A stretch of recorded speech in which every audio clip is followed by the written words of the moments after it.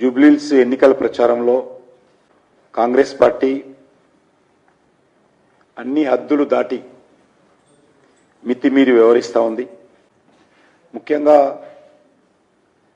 ముఖ్యమంత్రి గారు పచ్చి అబద్ధాలు మాట్లాడుతూ ఉన్నాడు, వాస్తవాలకు విరుద్ధంగా మాట్లాడుతూ ఉన్నారు, ప్రజలను మభ్యపెట్టేటువంటి ప్రయత్నం చేస్తూ ఉన్నారు. మొదటి నుంచి కూడా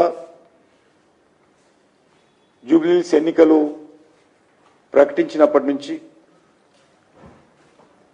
కాంగ్రెస్ పార్టీ అనేక రకాలుగా మరి మోసం చేసేటువంటి ప్రయత్నం, మజ్లిస్ పార్టీ నుంచి అద్దెకు తెచ్చుకున్నటువంటి అభ్యర్థిని అజారుద్దీన్కి మంత్రి పదవి ఇవ్వడం, ఈరోజు భారతీయ జనతా పార్టీ మీద ఇష్టారాజ్యంగా మాట్లాడడం, ఎన్నికలు ప్రకటించినటువంటి రోజే రెండు ప్రాంతాలలో, ఒకటి మెహందీపట్నంలో ఆర్మీ స్థలాన్ని, ఎర్రగడ్డలో బస్తీల మధ్య అపార్ట్మెంట్ల మధ్య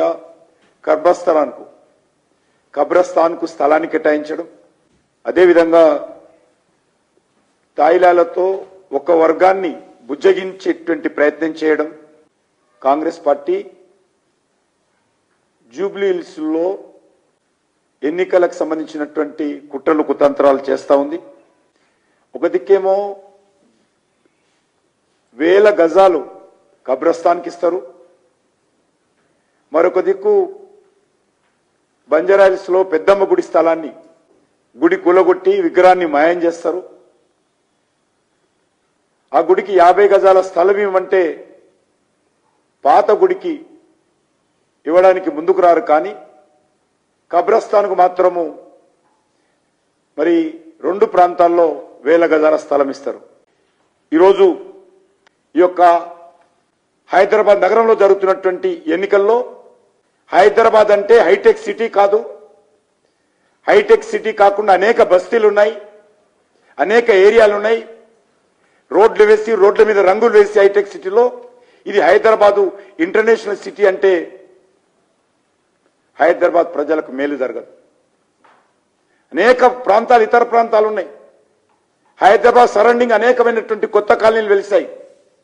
హైదరాబాద్లో అనేక రకాల బస్తీలు, కాలనీలు, కనీసము సంవత్సరం పైగా వీధి లైట్లు వెలగనటువంటి వేలాది బస్తీలు హైదరాబాద్లో ఉన్నాయి.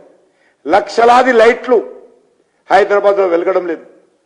మీరు భారతీయ జనతా పార్టీని విమర్శించడం కానీ దృష్టి పెట్టేటువంటి కంటే ముందు కనీసము రేవంత్ రెడ్డి గారు వీధి లైట్లైనా వెలిగించి ఓట్లడుగు. రోడ్ల మీద ఉన్నటువంటి డ్రైనేజ్ ఎయిర్లై పారుతా ఉంది, డ్రైనేజీనైనా ఆపి ఓట్లడుగు. గుంతలు పడ్డటువంటి రోడ్లు నడవలేక దుర్భర పరిస్థితుల్లో నరకం అనుభవిస్తున్నారు ప్రజలు. ఆ రోడ్లన్నా మరమ్మతులు చేయించు. తాగునీటిలో కలుషితమైనటువంటి నీరు వస్తా ఉంది, కనీసం తాగునీరైనా స్వచ్ఛంగా ఇవ్వాలి. గతంలో కేసీఆర్ ఏమీ చేయలేదు జూబ్లీహిల్స్ కు. మీ 2 సంవత్సరాలుగా మీరు ఏమీ చేయలేదు. మీ 2 పార్టీలు ఒకటే. ఈరోజు మళ్ళీ ఒకటి మాట్లాడతాడు, బీఆర్ఎస్ బీజేపీ ఒకటని. ఏ రకంగా ఒకటో ఇప్పటికే 100 సార్లు చెప్పాం. మీరు ఒకటి, బీఆర్ఎస్ కాంగ్రెస్ ఒకటి. అనేక ఆధారాలున్నాయి. మీ కాంగ్రెస్ పార్టీ ప్రభుత్వంలో కేసీఆర్ మంత్రిగా ఎలగబెట్టాడు. మీ కాంగ్రెస్ పార్టీ ప్రభుత్వంలో కేసీఆర్ అల్లుడైనటువంటి హరీష్ రావు మంత్రిగా ఎలగబెట్టాడు. అక్కడ మీ పార్టీ, ఇక్కడ మీ పార్టీ కలిసి పనిచేశారు ఇద్దరు కూడా. మేము ఎప్పుడు కూడా ఎవరితో కలవలేదు, భవిష్యత్తులో కలవం కూడా. మీ 2 పార్టీలు కూడా కుటుంబ పార్టీలు, మీ 2 పార్టీలు కూడా కరప్ట్ పార్టీలు.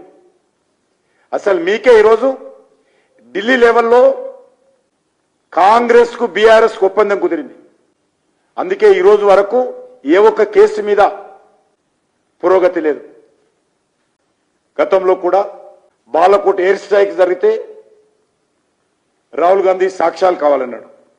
ఒక ప్రతిపక్ష నాయకుడుగా ఉన్నటువంటి వ్యక్తి, కాంగ్రెస్ పార్టీ అధినేతగా ఉన్నటువంటి వ్యక్తి, ఇలాంటి సమయాల్లో ప్రభుత్వానికి, సైనికులకు, దేశ ప్రజలకు అండగా ఉండాల్సినటువంటి వ్యక్తులు ఈ రకంగా దేశానికి వ్యతిరేకంగా, సైనికులకు వ్యతిరేకంగా మాట్లాడడం ఏదైతున్నదో చాలా దురదృష్టకరమని ఈ సందర్భంగా మనం చేస్తున్నాను.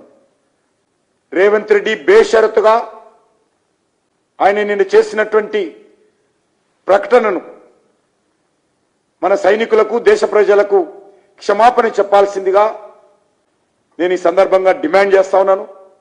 ఎందుకంటే రాహుల్ గాంధీ నుంచి నేను ఎక్కువ ఎక్స్పెక్ట్ చేయను. రాహుల్ గాంధీ కూడా ఇదే విధంగా అనేక సార్లు మాట్లాడారు. ఆర్మీని కించపరచడంలో మన రాష్ట్రంలోని బీఆర్ఎస్ కూడా తక్కువేమి కాదు.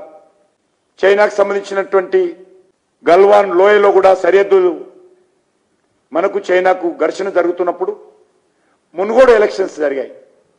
అప్పుడు కూడా ఆనాటి ముఖ్యమంత్రి కేసీఆర్ కూడా చెత్త వ్యాఖ్యలు చేశాడు. రేవంత్ రెడ్డి ఇప్పుడు ఏ రకంగా వ్యాఖ్యలు చేశాడో ఆయన కూడా అప్పుడు చెత్త వ్యాఖ్యలు చేశాడు.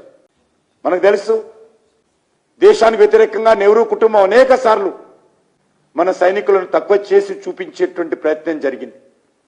ఆర్మీని కానీ దేశ సైనికులు కానీ గౌరవించుకోవడంలో కాంగ్రెస్ పార్టీ నిబద్ధతతో వేరించలేదు.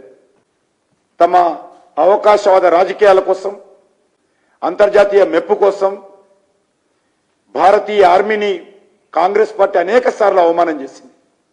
2020లో గల్వాన్లో కూడా చైనాతో జరిగినటువంటి ఘర్షణలో చైనా బలగాలు భారత ఆర్మీని చితగొట్టాయని చెప్పి రాహుల్ గాంధీ మాట్లాడాడు.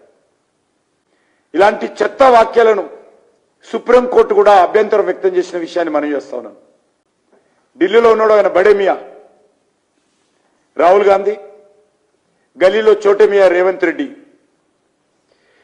రెండే.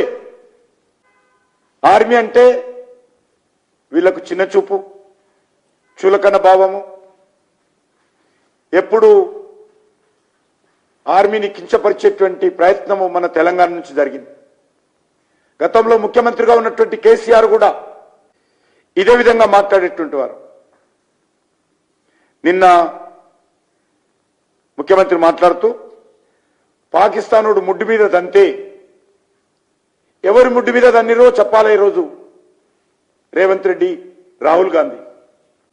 ఎవరి ముడ్డు మీద పాకిస్తానోడు తన్నాడు, ఇది మాట్లాడే భాషను ఒక ముఖ్యమంత్రి వ్యక్తి ప్రాణాలకు తెగించి రాత్రనక పగలనక కుటుంబాలను వదిలిపెట్టి దేశం కోసం అడవుల్లో గుట్టల్లో భారత సరిహద్దుల్లో కాపలా కాస్తూ దేశాన్ని రక్షిస్తున్నటువంటి సైనికులను ఉద్దేశించి ముడ్డు మీద తన్నారని మాట్లాడతారా మీరు?